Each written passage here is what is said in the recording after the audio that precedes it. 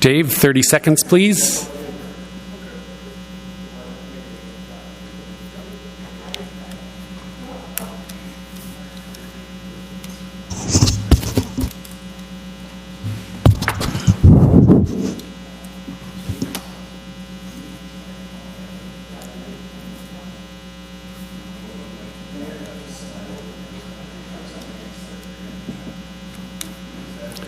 Good evening and welcome to the July 14th Prior Lake Spring Lake Watershed District Board of Managers meeting.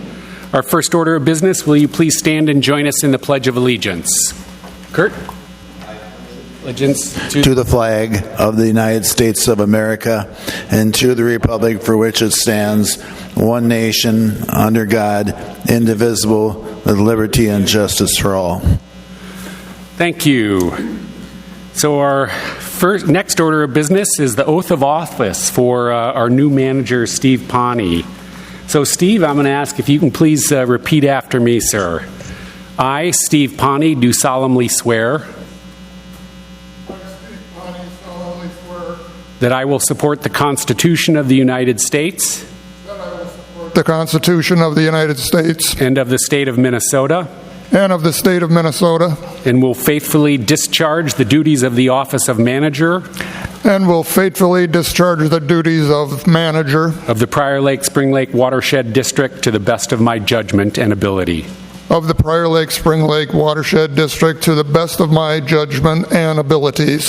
Awesome. Congratulations and thanks for joining us, Steve.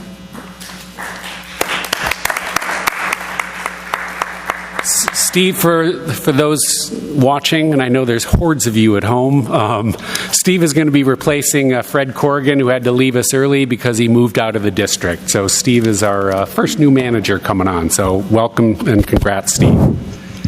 So our next item on the business will be the recognition of Manager Howley. And I do have, Diane, did you have anything that you were going to say? I'm going to read and make a couple of comments. So,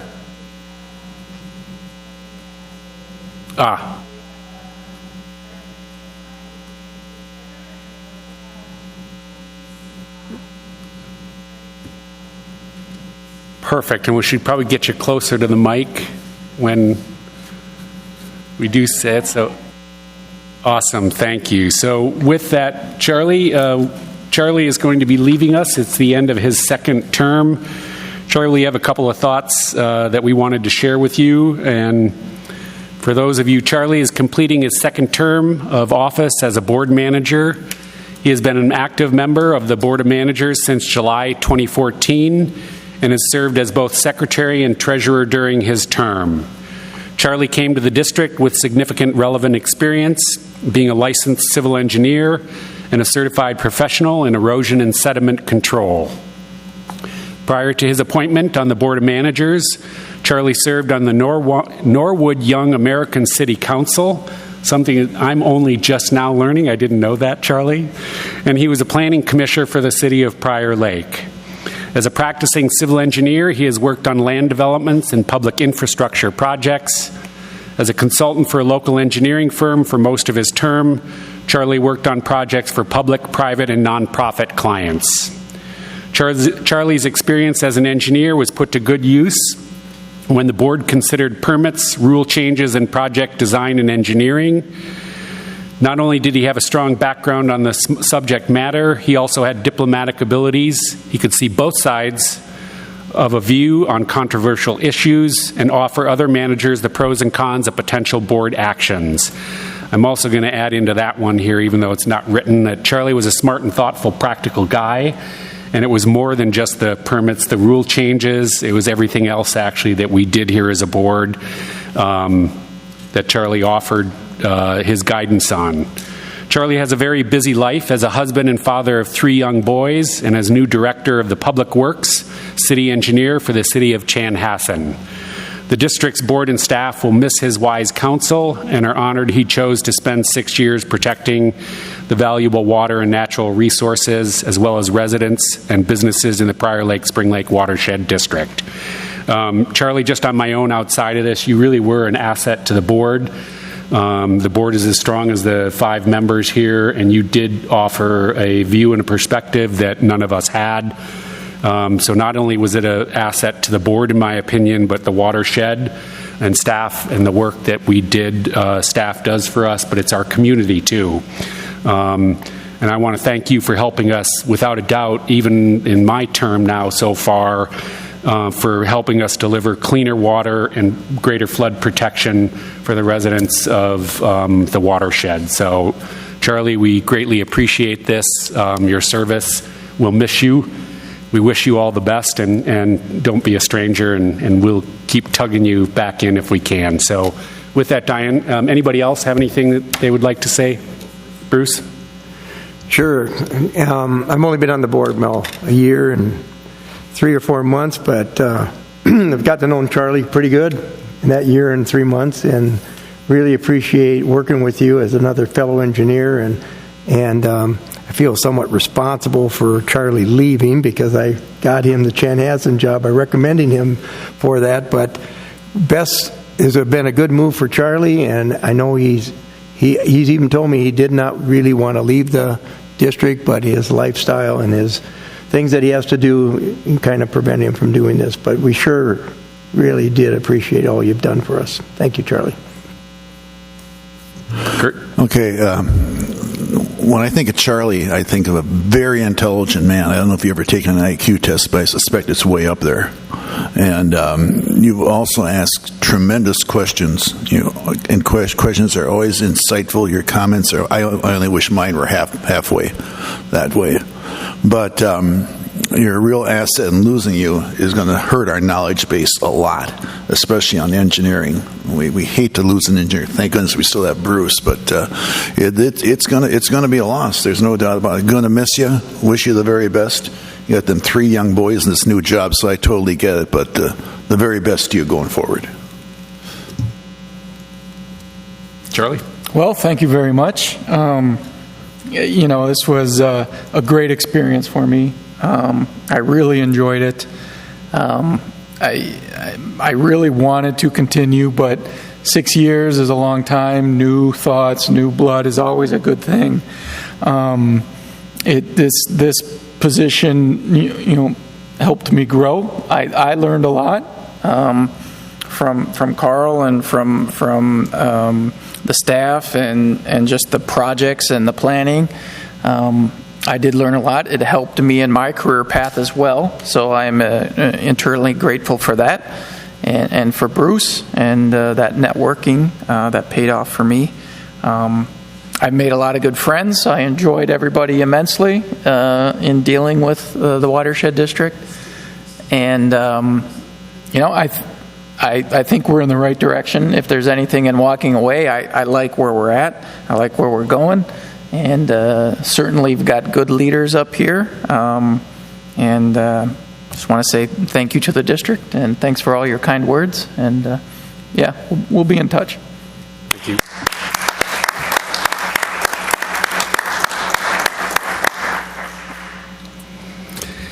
So the next item on our agenda is the election of a new treasurer and secretary.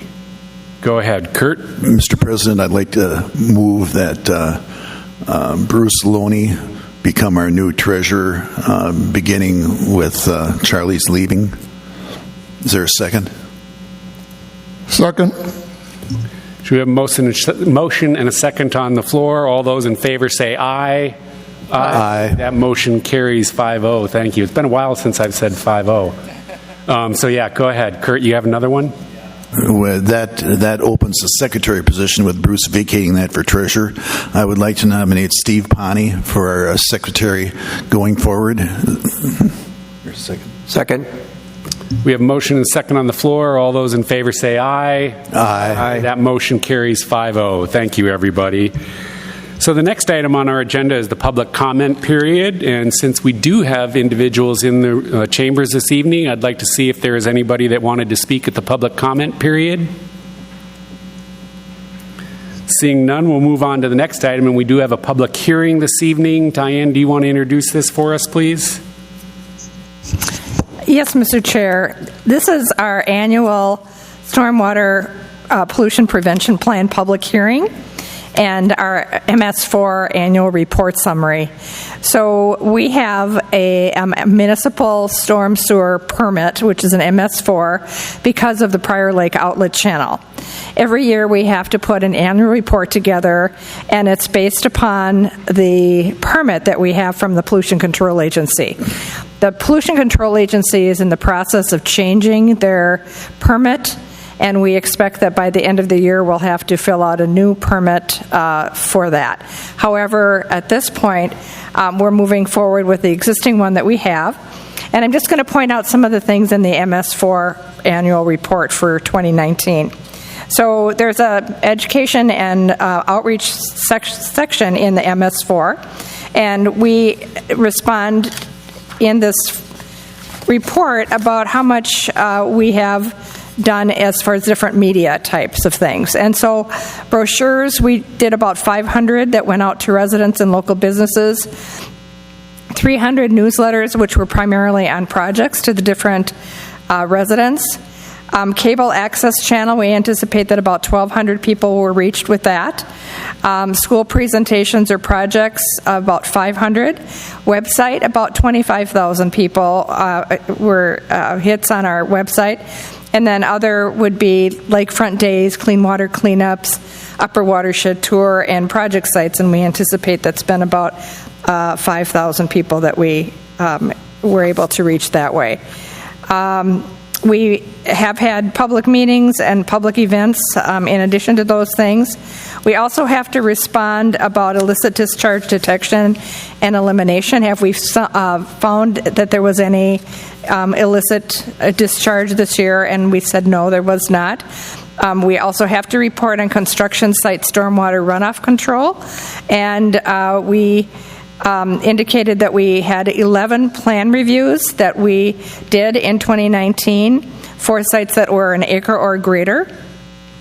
And we had to give enforcement actions on these. So what types of enforcement actions do you have available to compel compliance with your regulatory mechanism? Verbal warnings, about 30. Notice of violation, 20. Administrative orders, we didn't do any this year. And forfeit of security of bond money, that was a really old one, but that was 1. So we had about 7 active construction sites that were an acre or greater between January 1st and December 31st. And then we responded about, what type of training our inspectors have. They're really concerned that we know what we're doing when we're out there. And we also had to talk about any of the partnerships that we have that help us meet the MS4 requirements. So, Mr. Chair, that's the summary of the report that we completed and turned into the Pollution Control Agency this year. Great. Thanks, Diane. Before we open the public hearing, any questions for Diane? Charlie? Thank you, Mr. Chair. Not a question, but a comment. The MS4 permit is a requirement of us because of the PLOC. I think we're all aware of that, but I just want to reiterate that to the public. But I think we've kind of used the entire program even within our district and not just on the PLOC, right? That's safe to say, and that's a good practice to do. But there is a distinction there that if it wasn't for the PLOC, we wouldn't be in MS4, my understanding. Agreed. Good points. Thanks, Charlie. So seeing nothing else, I would then entertain a motion to open the public hearing. So moved. We have a second? Second. Thank you. So we have a motion on the floor to open the public hearing. All those in favor say aye. Aye. Aye. That motion carries 5-0. Thank you. So the public hearing is now open. Is there anybody that would like to speak at the public hearing? Going once, twice, 3 times. Seeing nobody, I would then entertain a motion to close the public hearing. So moved. Second. We have a motion on the floor. All those to close the public hearing. All those in favor say aye. Aye. Aye. That motion carries 5-0. Thank you, gentlemen. So we're moving on to the next item, which is the approval of the agenda. And I know, Diane, there is one item that we are going to strike from this agenda. That's section 4.2. We're actually sort of pausing that and going to be doing that at a later date this year. But I believe that's it. Is there any managers? Are there any other items? I have a question. On I see Jody C. is here. Are we? Is she going to be allowed to give us a little background at all on that? So we're not doing not that gonna here this do it. evening. That's going to get paused and pushed Okay. off to a time in the future. Jody is here as the CAC representative for this evening. Okay. So that's what she's here in the All right. duties as a member of the Oh, that's CAC. fine. That's good. But is there I'll make- any managers? And nope, just a minute. Any other changes on the agenda? Diane? Seeing none, then we have just the one change. Just I the would then one, entertain yes. a motion to approve the amended agenda. I'll make a motion to approve the amended agenda. Second. We have a motion and a second on the floor. All those in favor say aye. Aye. That motion carries. Thanks, everybody. So then we're on to other old new business and programs and projects update. Ladies, who's first?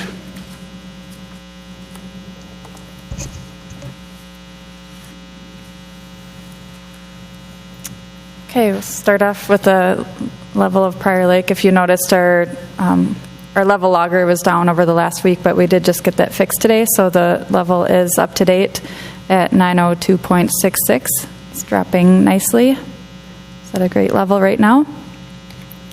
A couple weeks ago, we had the outlet pipe of we had it televised, which is the pipe that drains the water from Prior Lake to the outlet channel. So it's about a half-mile long pipe, which is underground, and we televise that every 2 years to check the condition of the pipe. And this year we hired a new company to get just a different perspective and different opinions, and they did recommend that we do upgrade the pipe in the fairly new future. It's not an emergency situation, but they do think they did find a lot of joints and seals that were leaking, which is not uncommon. We actually did seal up quite a few joints a couple years ago, but I guess what happens is when you seal up these joints, so there's water leaking in from the outside. If you seal some up, then it creates a little bit more pressure, so they'll find other leaks to come in. So when we had that done, it was all sealed up, but since then there's been more that have started leaking. So they gave 3 different options, and none of them are cheap, but just things to consider for the future. We will get a second opinion. This is just one option, one opinion so far. So we can either go in and seal all the joints again for a cost of approximately $113,000 to $172,000. We can line the entire pipe for around $340,000, or do a combination of the two for $142,000 to $197,000. So we will be looking into that a little bit more in the future and weighing our options. The best long-term option of those 3 is lining the entire pipe. So we'll keep you updated on that as we find out more and have a second or third even opinion to look at the condition of the pipe to see how important it is and how quickly this needs to be done. So this is part of the outlet channel cooperators fund. So we have kind of a separate fund from our regular budget, and so the whole outlet channel is a collaboration of partners with the City of Prior Lake, the City of Shakopee, and the Shakopee Sioux community.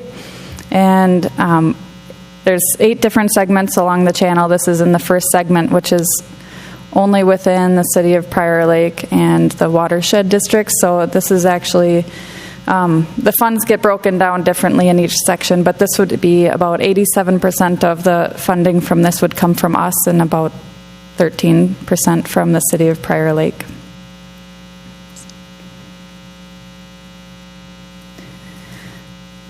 A month or 2 ago, we had the National Weather Service give a presentation to us on climate change, and during that presentation, the board had requested that we get a new forecasting tool that he offered that they could create for us. So we did follow through with that, and we now have what we're calling a forecasting tool that's specific to our watershed. So the National Weather Service uses dozens of different models to come up with their forecasts, and so they just took the area of our watershed, and there's now a website that we can go to and get the 7-day forecast.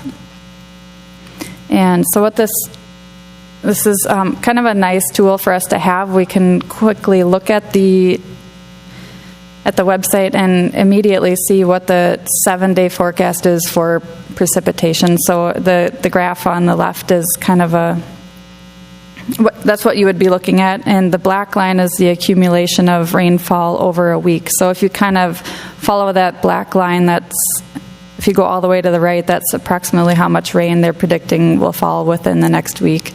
And you can see the green bars are when that rainfall would most likely come. It's a forecast. It's going to be more accurate than the forecasts that you would see on a different website because it's specific to our area, but it won't always be right, because I took a screenshot of that this morning and they predicted we'd get 1.5 inches of rain today, so it's still a forecast. So we are going to put a link on our website under the precipitation tab, and you can click on that to see this forecast. And we'll use it as, especially when the waters are high, to see kind of what's coming, if there's any sort of planning that we can do based on the data that this shows.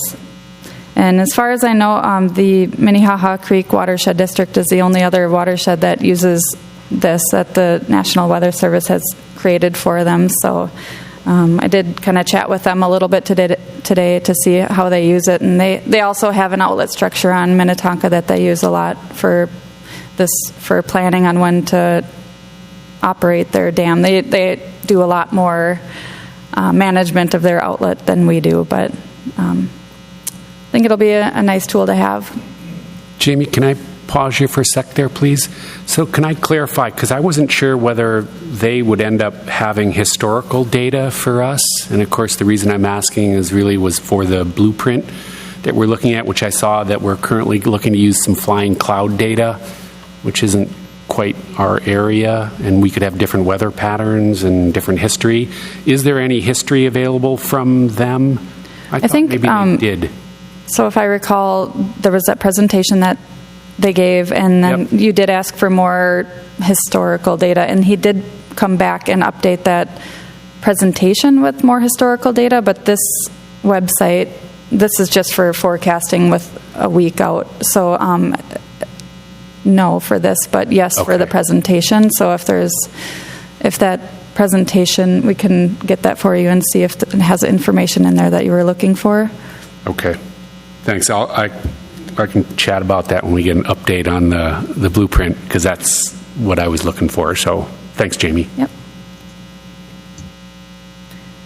And just so you know, we did have the ferric chloride tank filled again last week, and everything went smoothly. No issues with that.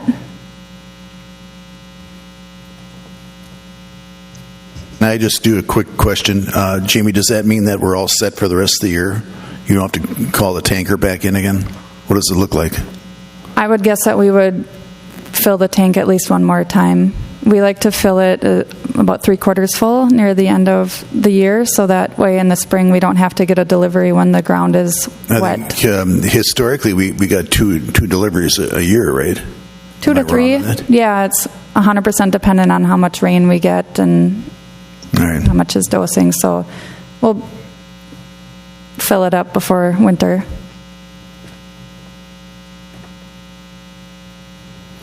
All right. right. Well, with the integrated pest management plan for common carp, we've got several different components that I usually hit on at every board meeting, but this time I thought I'd just do a few highlights.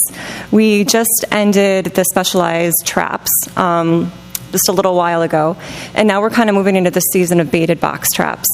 But one of the things that we're doing right now, because it's the perfect time of year to do it, is to analyze the data that we're seeing. And I don't know if we were hit on this really hard last year with the pit tag information. We talk about those smaller pit tags that we use that are more passive, right? So we put these at the stream locations to see if those pit tags went through. Pit tags are much cheaper, and they're really good at detecting where the carp are going through these channel systems. So in 2019, we had 3 locations, and that's at the Fremont Avenue location. That's where that Newman trap was located at the Arctic Lake outlet. We had one at the Prior Spring connecting channel, and we had one at the Ferric Geist wetland site. And so what we found from that data, and we've talked a little bit about this before, but I thought I'd just kind of highlight it. At the Ferric plant, we saw that those carp were trying to get in there in the springtime, but they were consistently trying to get into that wetland throughout the summer. So it wasn't just the spawning period. It was consistently, they were trying to go upstream. So we knew we really needed to get that barrier going, and that helped dictate how often we're going to have that barrier deployed.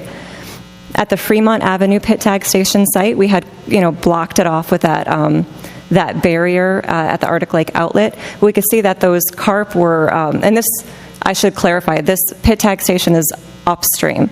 So it's not downstream of the barrier, it's upstream. So we could see that some of those pit tags had gotten through before that barrier was installed and secured, and that they were stuck in the Arctic Lake outlet, and they were overwintering in that system and surviving. And then the Prior Lake, Spring Lake connecting channel, we saw 6 tags total. So just in perspective, we have over 300 tags at this time in 2019 between the 2 systems. And we had only 6 tags go through. So when we're asking ourselves, do we need to put a barrier in that channel? They're not mixing quite as much as we thought. They are a little bit, it's going to mess a little bit with the data, but we didn't see a barrier as being a useful tool there and worth our effort. So then that kind of dictated what we did this year. So with the accelerated carp management strategies, we're able to put more pit tag stations out.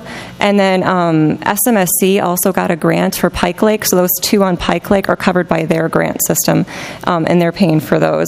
And then the rest are ours. So we added 3 more pit tag stations. And we did this to answer some questions. So we could see that some of those radio tags in Arctic Lake that SMSC put in had left the system after the barrier was installed. And there's a big question mark here, because we don't know where those tags are at. We need to figure out where they're going and how that system works. So to start off, we put another pit tag station upstream of the Ferric, or the Fremont barrier one that was already there, to see if they're going through Arctic Lake or if they're connecting somewhere else there. Once we establish if they are indeed keep on going upstream, we'll put another one further upstream next year and try to figure out where they're escaping. We have this mystery there. Another location that we decided to put in was the Northwoods barrier. We wanted to put it, so it's on the upstream side again of that barrier that we just put in. We want to see how many are trapped in there still, and if any are getting through that system. So that's been collecting data for us. Another question we had was Raymond Park. So that's that duck or Buck Lake channel system. And we don't know if the carp are going up there. We haven't observed it. We haven't seen it. But we wanted to just provide positive data that, yes, that is not a system that they use, and we don't have to worry about it. So we're just kind of eliminating possibilities for barriers. And then another question mark that we had was the Geist wetland. So are the carp coming up using that wetland system and then going back to Spring Lake, or are they traveling further upstream? Is there other systems that we have to deal with to stop the carp from repopulating and going into Spring Lake? So then we put one on the Brant property, which is just where Ditch 13 crosses Highway 13. So that's there to answer that question. And so right now, we've gathered all this information during the springtime spawning season when they typically go upstream, and we're looking at that data to see what we find. And that Brant pit tag station, so I'm going to go back to the map real quick. Again, that's upstream on the Ditch 13 channel. We found 0 tags. And so we have over 100 tags in the Geist wetland that we put in. We have about 200 tags in Spring Lake system. So, but we didn't see a single tag go up that far.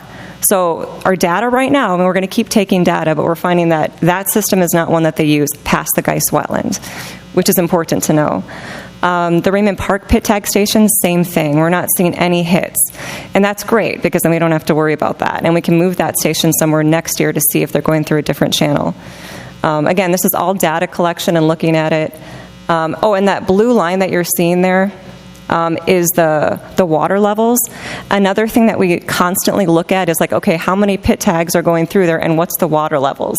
So when we look at the Fremont Avenue, for example, when they were going there in the springtime, you can see that there was an up push in the water level and more flow was coming through. So that's why they're heading there. And we're trying to see with the timing on that so that we can also match that with electrofishing efforts. So we're looking at this data from about 10 different ways every year. Let's see. And then the ferric Geist outlet system. So if I go back to the 2019 data, you can see that we didn't have many hits. They were getting through, staying up there, coming back. And this data here is the 26 same tags going back and forth and back and forth and back and forth. They are trying to get back into that wetland really hard, but that temporary barrier that we put up is working. You can tell that by the data. And again, they haven't stopped since spawning season. They keep trying to go up that system, so that's definitely an area that we need to block off. So we're learning. Those pit tag stations are incredibly helpful because those radio tags are only as good as how often we go out to find them and if we can find them. So another thing I wanted to hit on was the baited box traps. So this is over by Kurt's Place on the east side of Spring Lake. We have 2 baited box traps on Spring Lake right now. This is just one of them. But I wanted to show you what it looked like. People are always come up and ask us what we're doing and what that looks like. So basically, see if I can get this going. There we go. There's just a net that lays on the bottom of the lake, and it's like about a 30 by 70 foot net. And you can see those pipes in the background. Those are holding the rope lines, and they have a pulley system too. And then that little floater, the little buoy, that holds our bait bag and shows the volunteers where it's at. And so when we deploy the net, when we're ready, it's like a matter of a minute. We have to do it really fast because those carp will move as soon as they detect any noise, sound, movement. So we've been practicing. We went out on Monday and we practiced this quite a few times just to make sure we had a system down, that we all knew which place we were supposed to be, making sure we don't lose a single carp that we could have caught. So right now we're getting consistent eating at these 2 sites on Spring Lake. We do plan to deploy the net on Thursday morning. The most active time that carp are eating are usually like right before sunrise. So we will be out there at 4:30 a.m. I apologize, Kurt, to your neighbors. We'll be out there really early. But we're going to be quiet right away. So if anybody from the public wants to see us pull these carp out, we'll be doing it throughout the morning. And we'll try to stay out there a little bit later in case anybody's curious. But we'll be out there super early before anybody's awake, springing these nets. And we hope to get about 200 to 300 carp between the 2 traps. But the beauty about this system is that we can do it again and again. Historically, though, like throughout the watershed districts, they'll tell you the first time you do it, you get the most. And then the carp learn, they tell their friends, I don't know, you get less and less every time. So we are very cautious about springing it too early. We want to make sure we get a good haul the first time. We have cameras on it, like those little Arlo cameras that we had at the bait or the specialized trap stations. We have those there so we can keep an eye on it all the time.